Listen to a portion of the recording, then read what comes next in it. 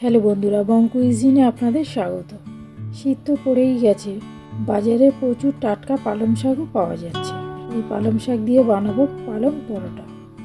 আমি 250 গ্রাম পালং ভালো করে পরিষ্কার করে ধুয়ে রেখে দিয়েছি। কড়া বসিয়েছি, কড়া বেশ কিছুটা জল দিয়ে দিয়েছি। জলটা গরম হতেই আমি পালং শাকগুলো দিয়ে দিয়েছিলাম। পালং শাকগুলো হালকা সিদ্ধ হয়ে যাবে, হয়ে গেলে আমি তুলে নেব। শাক সিদ্ধ হয়ে গেছে, ফ্রিজের ঠান্ডা জলে আমি এগুলো দিয়ে দিলাম। চিকন ঠান্ডা হতে সময় দেব। ঠান্ডা জলে দেওয়ার কারণ হলো পালং শাকের যে সুন্দর কালারটা সেটা ঠিক থাকবে। এখানে আমি মিক্সার গ্রাইন্ডারে জার নিয়ে নিলাম, তাতে ওই পালং শাকগুলো দিয়ে দিলাম। বেশ কিছুটা ধনেপাতা দিয়ে দিলাম, সাথে 2টো কাঁচা লঙ্কাও দিয়ে দিলাম। দিয়ে মিহি পেস্ট করে নেব। দেখুন আমার মিহি পেস্ট বানানো হয়ে গেছে। এখানে আমি চায়ের কাপের 2.5 কাপ ময়দা নিয়েছি। আপনারা চাইলে এখানে আটাও ব্যবহার করতে পারেন। এখানে পরিমাণ মতো নুন দিয়ে দিলাম, 2 টেবিল চামচ সাদা তেল দিয়ে দিলাম, হাফ টিস্পুন জোয়ান এরম হাতে ঘষে আমি দিয়ে দিলাম ময়দার উপরে।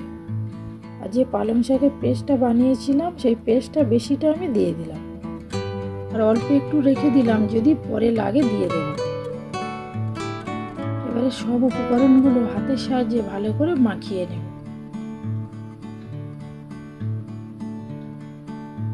ভালো করে মাখিয়ে নিয়েছি। বাকি যে পালং শাকের পেস্টটা ছিল সেটাও দিয়ে দিলাম। ভালো করে মাখিয়ে একটা ডো বানিয়ে নেব। আমি এখানে জল ব্যবহার করিনি, আপনারা চাইলে অল্প একটু জল ব্যবহার করতে পারেন। ঢাকা দিয়ে 15 মিনিট রেস্টিংয়ে রেখে দেব। 15 মিনিট পরে দেখুন আর একটু মেখে নেব। নিয়ে আমি এই ডোটা থেকে কয়েকটা লেচি কেটে নেব। আমার এখানে 5টা লেচি হয়েছে। এবার অল্প একটু ময়দা ছড়িয়ে একটা রুটি বানিয়ে নেব।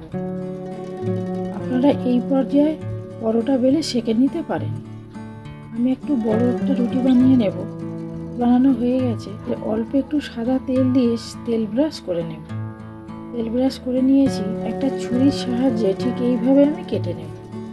আমি একটা সাইড দিয়ে একটু গুটিয়ে নেব। আমি ঠিক এইভাবে বানিয়ে নিচ্ছি। এই পরোটাটা খেতেও বেশ ভালো লাগে, মাঝখানে একটা করে লেয়ার থাকে, দেখতেও ভালো লাগে। এই জন্য আমি এইভাবে বানিয়েছি।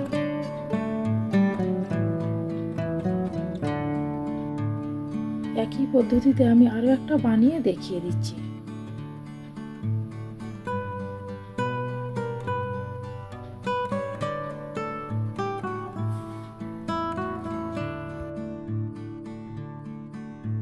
আমি লেচিগুলো সব এইভাবে বানিয়ে নিলাম।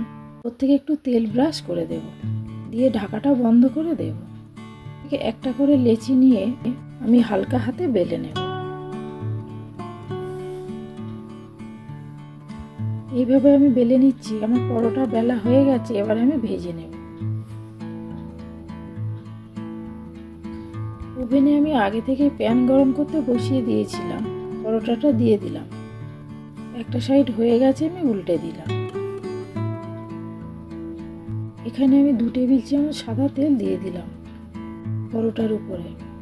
এইভাবে আমি উল্টে পাল্টে পরোটাগুলো ভেজে নেব।